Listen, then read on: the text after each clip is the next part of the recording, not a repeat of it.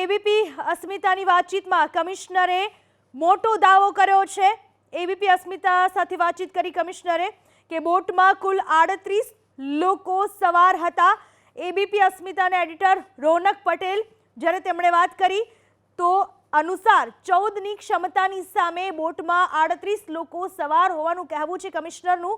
અને જ્યારે આ દુર્ઘટના બની ત્યારે 38 લોકો આ બોટમાં સવાર હતા। વધારે પડતા વજનને કારણે બોટ પલટી ખાઈ ગઈ। 14 લોકોએ જીવ ગુમાવ્યા, 18નું રેસ્ક્યુ થઈ શક્યું। આ ટોટલ 12 જેટલા બાળકોના દુઃખદ મૃત્યુ થયા છે અને 2 આપણા ટીચર્સના મૃત્યુ થયા છે અને 18 જેટલા બાળકોને રેસ્ક્યુ કરાયા હતા અને 2 ટીચરોને રેસ્ક્યુ કરાયા હતા।